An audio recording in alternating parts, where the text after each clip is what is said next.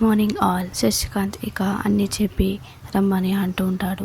ఇక ఆదిత్య ఆనందికి నిజం తెలిసిపోయిందా, ఇప్పుడు నేను ఆనందిని ఎలా ఫేస్ చేయాలో ఏంటో అని అనుకుంటూ ఉంటాడు. ఇక అనుకుంటూ ఇంటికి వెళ్తూ ఉంటాడు. ఇక అలేఖ్య జీవనతో సీనుగాడికి నిజం తెలిసిపోయింది, ఇప్పుడు ఎలా అని జీవన అంటూ ఉంటుంది. అదే నేను కూడా అనుకున్నాను, ఆ సీనుగాడు ఆనంద్కి నిజం చెప్తాడనే భయంతోనే నేను ఆ సీనుగాడికి ఆదిత్య నాకు ఫేవర్గా ఉన్నట్టుగా నేను నమ్మించాను అని అంటుంటే వాడు నమ్మాడా? వాడు నమ్మలేదు అని అనిపిస్తుంది.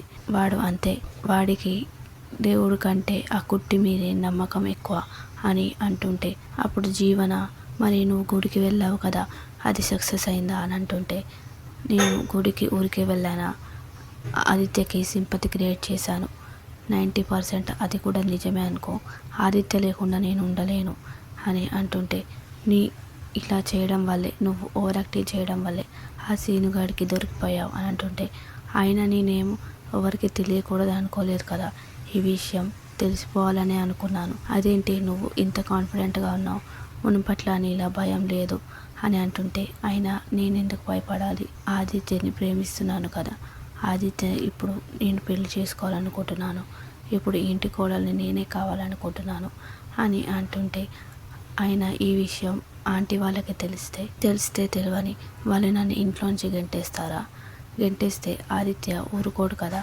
ఆదిత్య ఆపుతాడు కదా అని అంటూ ఉంటుంది అలేకే. అప్పుడు జీవన, ఆదిత్య ఆపుతాడేమో, నువ్వు సస్తానని పిలిచావు, సస్తే పోనీలే అనుకుంటాడేమో అని జీవన అంటుంటే, అలా అనుకునేవాడైతే నేను ఇంతవరకు వచ్చేదాన్ని కాదు, ఆదిత్య చాలా మంచోడు, ఆదిత్య అలా ఆలోచించాడు, ఆ ఆనంది చాలా చెడ్డది, ఆనంది అసలు మంచిది కాదు, అలాంటి ఆదిత్య పక్కన నేనే ప్రాణంగా ప్రేమించిన అమ్మాయే ఉండాలి, కానీ అలా ఆనంది ఉండకూడదు అని అలేఖ్య అంటూ ఉంటుంది. మరి ఇప్పుడు ఏం చేయాలనుకుంటున్నావు? ఏమో చూద్దాం, ఆదిత్య ఆంటీకి ఈ నిజం చెప్తారో లేదో చూద్దాం అని అలేఖ్య అంటుంటే, జీవన మనసులో, నేను కుట్టి కాపురాన్ని చెడగొడదామంటే ఇప్పుడు ప్రాబ్లం అయ్యేది కుట్టి కాదు, నాకు ప్రాబ్లం అయ్యేలా ఉందే, దీంతో జాగ్రత్తగా ఉండాలి అని జీవన మనసులో అనుకుంటూ ఉంటుంది. ఇక చైతన్య శశికాంత్ సునందతో, ఇంత జరిగినా నాకెందుకు ఈ విషయం చెప్పలేదు అని శశికాంత్తో అంటూ ఉంటాడు. నీకు తెలుసు కదరా, మీ అన్నయ్య ఒక అమ్మాయిని ప్రేమించాడని, కానీ ఆ అమ్మాయి దివ్య అని నీకు తెలియదు, మరి వదినకి ఈ విషయం తెలిసింది, ఇప్పుడు అన్నయ్య కూడా ఈ విషయం తెలిసింది, ఇప్పుడు వదిన ఎలా రియాక్ట్ అవుతుందో అని అంటుంటే, అప్పుడే ఇక ఆదిత్య వచ్చి నేనే తప్పు చేయలేదు అని అంటూ ఉంటాడు. ఇప్పుడు నేనేం చేశాను, నేను చేసిన తప్పు ఒకటి, ఆనందికి ఈ విషయం చెప్పలేకపోవడం, ఆనందికి మా ప్రేమ గురించి చెప్పలేకపోవడం, అంతే నేను చేసిన తప్పు. ఇప్పుడు నేను ఆనంది దగ్గరికి వెళ్ళాలి, ఆనందికి మొత్తం జరిగిందో చెప్పాలి అని అంటుంటే ఇక అందరూ ఆపుతుంటారు. ఆది అని చెప్పి, ఇంకెందుకమ్మా నన్ను ఆపుతున్నారు, నేను ఆగను, నేను ఆనందికి జరిగిందంతా చెప్తాను, చెప్పి నువ్వు నా మనసులో ఉన్నావు, ఎవరు నా మనసులో లేరు, సారీ చెప్పి క్షమాపణ చెప్తాను అని అంటుంటే, ఆనంది అప్పుడు ఏ శిక్ష వేస్తుందో వేయని అని అంటూ ఉంటాడు. ఇక వెళ్తుంటే ఆనంది ఇంట్లో లేదు అని శశికాంత్ అంటూ ఉంటాడు. ఎక్కడికి వెళ్ళింది? పుట్టింటికి. పుట్టింటికా? ఎందుకు? ఎందుకంటే వాళ్ళ నాన్నకి యాక్సిడెంట్ అయిందంట. ఏంటి, అమ్మయ్య గారికి యాక్సిడెంట్ అయిందా? అవును, రోడ్డు మీద వెళ్తుంటే ఏదో కారు వచ్చి గుద్దేసిందంట, అందుకే ఆనంది పుట్టింటికి వెళ్ళింది అనగానే, అయ్యో ఆనంది ఇప్పుడు చాలా బాధలో ఉంది, ఇప్పుడు నేను ఫోన్ చేయాలి అని చెప్పి ఇక ఫోన్ చేస్తూ ఉంటాడు. ఇక్కడ ఆనంది సింహాదిని చూసుకుంటూ ఉంటుంది. ఎందుకమ్మా అంత బాధపడుతున్నావు, నైనకి ఏం కాలేదు కదా, నైనకి కుట్లు పడ్డాయి అంతేకాని ఇంత ఏడుస్తున్నావేంటి అని అంటుంటే, ఏడవకుంటే ఏం చేయాలమ్మా, నేను ముందే చెప్పిన, వాన పడుతుంది మెల్లగా పో అని అంటే ఊరుకున్నాడా? మళ్ళీ ఒకటి హీరోలాగా ఆ ఫోన్ మాట్లాడాడు, వాడొచ్చి బ్రేక్ వేశాడు కాబట్టి సరిపోయింది, లేదంటే ఏమయ్యేది అని అంటూ ఉంటే, ఇక మీ అమ్మకి చెప్పు, బయటికి తీసుకుపో అమ్మా, మీ డాక్టర్ గారు కుట్లు పడ్డాయని చెప్తే ఇది నా కుట్లు వినిపించేలా ఉంది అని అంటూ ఉంటే, ఎందుకమ్మా నాయనకి ఇలా అయిందంటే నువ్వు ఒక గోల అని చెప్పి అంటూ ఉంటే, ఇక అప్పుడే ఆదిత్య ఫోన్ చేస్తూ ఉంటాడు. ఇక ఆనంది చూస్తూ ఉంటుంది. ఇక పద్మమ్మ ఎవరు అని అడుగుతుంటే ఆదిత్య గారు అని చెప్తూ ఉంటుంది. నువ్వు వెళ్ళి మాట్లాడు అని అంటుంటే ఇక పక్కకు వెళ్ళి ఆలోచిస్తూ ఉంటుంది ఆనంది. ఇప్పుడు ఆదిత్య గారికి విషయం తెలిసే ఉంటుంది, ఇంట్లో వాళ్ళు చెప్పే ఉంటారు అని చెప్పి అనుకుంటూ ఒక ఫోన్ లిఫ్ట్ చేస్తూ ఉంటుంది. ఆనంది అని ఆదిత్య అంటుంటే చెప్పండి అని అంటూ ఉంటుంది. మామయ్య గారికి ఎలా ఉంది అని అడుగుతుంటే ఇప్పుడు బాగుంది అని అంటుంటే నాకు ఒక్క మాటకు చెప్పలేదు అని అడుగుతుంటే చెప్పకుండా తెలిసిపోతుంది అంటుంటే అలానే చూస్తూ ఉంటాడు. ఇప్పుడు తెలిసిపోయింది కదా అని అంటూ ఉంటుంది. నేను రావాలా అని ఆదిత్య అడుగుతుంటే ఏం అవసరం లేదండి, ఇప్పుడు నేను చూసుకుంటానులే అని అంటూ ఉంటుంది. అప్పుడు ఆదిత్య బాధతో నేను వస్తే వెళ్ళిపోతుందేమో అని ఉంటే పర్వాలేదండి అని చెప్పి ఇక అంటుంటే నైనాకి టాబ్లెట్ ఇవ్వాలి, నేను ఉంటాను అని చెప్పి కాల్ కట్ చేస్తుంటే ఒక్కసారిగా ఆదిత్య షాక్ అవుతూ ఉంటాడు. ఇదేంటి ఆనంది నన్ను అపార్థం చేసుకుందా, నాతో మాట్లాడడం లేదేంటి అని చెప్పి అనుకుంటూ ఉంటాడు. ఇక అప్పుడే చైతన్య అడుగుతుంటాడు వదిన ఏమన్నది అని అంటుంటే మామయ్య గారికి బాగుందంట అని చెప్పి అంటుంటే మళ్ళీ రమ్మన్నదా అని అంటుంటే నన్ను రావద్దన్నది అని ఆదిత్య అంటూ ఉంటాడు. ఇప్పుడు ఆనంది చాలా బాధలో ఉంది, కానీ నేనేం చేయాలో అర్థం కావడం లేదని బాధతో వెళ్తూ ఉంటాడు.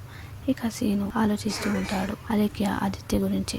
ఇక అప్పుడే గంగవ్వ వస్తూ ఉంటుంది. ఏంట్రా నువ్వు బువ్వ తినకుండా అలా ఆలోచిస్తున్నావు అని అంటుంటే నాకు ఒక దాని గురించి పరిశాన్ అవుతున్నా అని అంటుంటే దేని గురించి రా, ఏంటో నాకు చెప్పు అని అంటుంటే నీకెలా చెప్పాలి, నీకు చెప్పకూడని విషయం అని అంటుంటే ఏంటో ఆ విషయం అని గంగవ్వ అంటూ ఉంటే చెప్పాలా, చెప్పకుంటే చెప్పకూరా, నేనైతే పోతున్నా, నువ్వు ఎప్పుడైనా తిను అని అంటుంటే ఈ విషయం నేను గంగకి చెప్తే ఏదో ఒక సొల్యూషన్ చెప్తుందేమో, ఇలాంటి ముచ్చట్లన్నీ గంగవ్వకి బాగానే తెలుసుంటాయి అని అనుకుంటూ ఉంటాడు. చెప్తా ఆగు అని అంటుంటే ఏంట్రా నేను ఒక కథ చెప్తా విను. ఇద్దరు భార్యాభర్తల మధ్య ఒక అమ్మాయి నడిమిట్లో వచ్చింది. ఎవరో అమ్మాయి అని గంగి అడుగుతుంటే ఆ అమ్మాయి ముందుగా ప్రేమించిన ఆ భర్త ప్రియురాలు అని చెప్తుంటే ఆ అమ్మాయి ఎందుకు వచ్చింది, ఎందుకంటే ఇప్పుడు ఆ అమ్మాయికి అతను కావాలంట. ఇప్పుడు వాళ్ళిద్దరి మధ్యలో ఆమె చేంజ్ చేస్తుంది, ఎందుకంటే ఇప్పుడు ఆమెకి అతనే కావాలంట అని అంటుంటే మరి ఏం చేయాలో చెప్పంటుంటే ఏం చేయాలో చెప్తాను విను.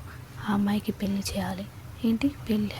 అవును, పెళ్లి చేస్తే ఏం జరుగుతుంది, పెళ్లి చేస్తే తను చక్కగా వస్తుంది అని గంగవ్వ అంటుంటే అంతేనంటావా? అవును, పెళ్ళి అయితే ఎవరైనా అలానే ఉంటారు అని చెప్పి అంటూ ఉంటుంది. ఇక అంటూ వెళ్ళిపోతూ ఉన్నా కానీ సీను కూడా ఆలోచిస్తుంటాడు. అంటే ఆ లేఖకి పెళ్లి చేయాలన్నమాట, తాళి మెడలో పడితే కానీ దారికి రాదనమాట అని అనుకుంటూ ఉంటాడు. ఇక ఆదిత్య చిట్టితో మాట్లాడుతూ చిట్టి ఒక్కోసారి మనం ఏం తప్పు చేయకుండా ఎదుటి వాళ్ళ దృష్టిలో దోషిలా మెలిగిపోతావు. ఆనంది నన్ను ఎంత ప్రేమగా చూసుకుంది, అగ్రిమెంట్ పెళ్ళి చేశానని తెలిసినా సరే నన్ను ఆప్యాయంగా తన ప్రాణంలా చూసుకుంది. ఏ రోజు కూడా తను నన్ను అపార్థం చేసుకోలేదు, నేనే తనని అపార్థం చేసుకున్నాను, కోపడ్డాను, బాధ పెట్టాను. ఎన్ని చేసినా సరే నన్ను మాత్రం బాగా అర్థం చేసుకుంది. కానీ ఆనంది మాత్రం ఎప్పుడు నన్ను అపార్థం చేసుకోలేదు, నన్ను ప్రేమగా ఆప్యాయించింది, లాలించింది, ప్రేమించింది, అన్నీ చేసింది. ఇప్పుడు ఒక్క విషయంలో అలీకే విషయంలో నన్ను అపార్థం చేసుకుందేమో అనిపిస్తుంది, అలీకే విషయంలో మాకు అపార్థాలు వస్తాయేమో అనిపిస్తుంది. అప్పుడు పైపుల ఫ్యాక్టరీలో కూడా ఆనంది వాళ్ళ అమ్మానాన్నలతో కాకుండా నాకే సపోర్ట్ ఇచ్చింది. అలాంటి మంచి అమ్మాయి ఆనంది, అలాంటి అమ్మాయి దూరం అయితే నేను తట్టుకోలేను. ఇప్పుడు నేను ఈ విషయం ఆనందికి వివరంగా చెప్దామంటే నన్ను అక్కడికి రావద్దన్నది. ఆయన రావద్దంటే నేను వెళ్ళకుండా ఉంటానా? నేను వెళ్తాను చిట్టి అని చెప్పి అంటూ ఇక వెళ్తూ ఉంటాడు. ఇక ఇక్కడ సూర్య నువ్వు జాగ్రత్తగా ఉండాలి కదా సింహాద్రి, ఎలిమెంట్ లేకుండా ఎందుకు వెళ్ళావు అని అంటుంటే మాకెందుకు ఎలిమెంట్, పనికి పోతుంటే అని సింహాద్రి అంటుంటే ఎవరికైనా ఎలిమెంట్ అవసరం అని సూర్య కూడా అంటూ ఉంటాడు. ఇక జ్యోతి కుట్టితో అవును మీ ఇంట్లో వాళ్ళకి ఈ విషయం తెలుసా కుట్టి అని అంటుంటే అవును తెలుసు జ్యోతమ్మ, మరి ఎందుకు వాళ్ళు రాలేదు అంటే ఎందుకు రాలేదని కాదు కానీ ఇంట్లో అంత బాగానే ఉందా అని అడుగుతుంటే అంత బాగానే ఉంది జ్యోతమ్మ అని అంటూ ఉంటుంది. ఇక మనసులో ఈ విషయం జ్యోతమ్మకి ఎలా చెప్పాలి, చెప్పకూడని విషయం కదా అని అనుకుంటూ ఉంటుంది. అమ్మ నేను రాగి రవ్వ తెస్తాను అని చెప్పి ఇక కిచెన్లోకి వెళ్తూ ఉంటుంది. అప్పుడు ఇక ఆదిత్య వస్తూ ఉంటాడు. ఎవరో వచ్చినట్టున్నారని చూస్తూ ఉంటే అల్లుడు గారు వచ్చారు ఇక అంటూ ఉంటాడు సింహాద్రి. ఇక ఆదిత్య వచ్చి కూర్చొని ఉంటాడు. అందరు బాగున్నారా ఆదిత్య అని జ్యోతమ్మ అందరు అడుగుతుంటే అందరు బాగున్నారు అని చెప్పి అంటుంటే ఇక పద్మమ్మ అమ్మాయి లోపల ఉంది నేను పిలుచుకొస్తా అని చెప్పి లోపలికి వెళ్తూ ఉంటుంది. బిడ్డ అల్లుడు గారు వచ్చారు అని అనగానే ఆనందపడుతూ ఉంటే ఒక క్షణంగా ఇక అలేఖ్య విషయాన్ని గుర్తు తెచ్చుకొని బాధపడుతూ ఉంటుంది. ఏంటి బిడ్డ ఇంకా ఇక్కడే ఉన్నావు, అల్లుడు గారు వచ్చారు అని అంటుంటే నువ్వు వెళ్ళమ్మా నేను రాగజావ తీసుకొని వస్తాను అని చెప్పి అంటూ ఉంటుంది. ఇక ఆనంది రాగిజావ తీసుకొని వస్తూ ఇక సింహాద్రికి ఇస్తూ ఉంటుంది. తీసుకొనైనా అని అంటుంటే ఇక ఆదిత్య ఆనంది వైపు అలానే చూస్తూ ఉంటాడు. ఇదేంటి ఆనంది నా వైపు చూడడం కూడా చూడలేదు, నన్ను ఆపాదన చేసుకుందా అని మనసులో అనుకుంటూ ఉంటాడు. ఇక సింహాద్రి ఆదిత్యని చూస్తూ బిడ్డ ఆదిత్య గారికి ఏమైనా తినడానికి అడుగు అని అంటూ ఉంటే ఇక అప్పుడే కాఫీ తేవాలా ఆదిత్య గారు అని అంటుంటే ఏమవుతు ఆనంది నాకేమవుతు అని అంటుంటాడు. ఇప్పుడు కాఫీ ఏంటి, వేడి నీళ్ళు పెట్టు స్నానం చేసి బువ్వ తింటాడు అని అంటూ ఉంటే ఏమవుతు మామయ్య గారు నేను ఆనంది తీసుకోవడానికి వచ్చాను అని చెప్పి అంటుంటే నేను ఇప్పుడు రాలేను అని ఆనంది అనగానే ఆదిత్య షాకి అలానే చూస్తుంటాడు. ఎందుకంటే నాయనకి మందులు ఇవ్వాలి, 2 గంటలకోసారి ఆయుర్వేద మందులు ఇవ్వాలి, అమ్మకి అది తెలియదు కదా, అందుకే నేను ఈరోజు ఇక్కడనే ఉంటాను అని అంటుంటే ఇదేంటి ఆనంది రానంటుంది, నన్ను ఆపాదన చేసుకున్నట్టే అనిపిస్తుంది అని చెప్పి మనసులో అనుకుంటుంటాడు. సరే నేను వెళ్తాను అని చెప్పి అంటుంటే ఉండొచ్చు కదా బాబు, లేదు నాకు వర్క్ ఉంది అని చెప్పి వెళ్తూ ఉంటాడు. ఇక ఆనంది అలానే చూస్తూ ఉంటుంది. అందరికీ చెప్పి వెళ్తూ ఉంటాడు. నేను నీకు చెప్పాను ఎందుకంటే నువ్వు కార్ దగ్గర వస్తావని నాకు తెలుసు అని ఆదిత్య అనుకొని వెళ్తూ ఉంటాడు. ఇక అది చూసిన సింహాద్రి వెళ్ళి బిడ్డ కారు దగ్గరికి అని అంటుంటే ఇక వెళ్తుంటే పద్మమ్మ ఆపుతుంటుంది.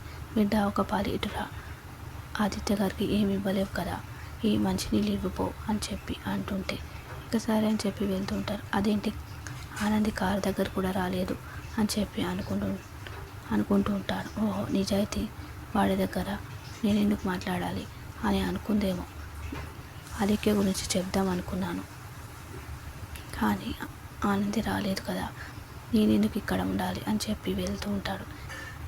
ఇక ఆనంది వస్తూ ఉంటుంది. ఇక ప్రోమోలో జీవన అందరికీ అలేఖ్య ఇంట్లో కనిపించడం లేదు అని చెప్తూ ఉంటే ఏంటి అలేఖ్య ఇంట్లో లేదా, బావగారు కూడా ఇంట్లో లేదు అని అనగానే అందరు షాక్ అవుతూ ఉంటారు. నాకెందుకో అనుమానంగా ఉంది, అలేఖ్య బావగారు ఎక్కడికైనా వెళ్ళిపోయారేమో అని అంటుంటే గట్టిగా సునంద అరుస్తూ ఉంటుంది. అప్పుడే ఇక ఆదిత్య అలేఖ్య ఇద్దరు వస్తుంటే చూడండి బావగారు అలేఖ్యని పెళ్లి చేసుకొని వచ్చారు అనగానే ఒక్కసారిగా ఆనంది షాక్ అవుతూ ఉంటుంది. ఇక అందరూ షాక్ అయ్యి అలానే చూస్తుంటారు. మరి ఏం జరగబోతుందో నెక్స్ట్ ఎపిసోడ్లో చూద్దాం.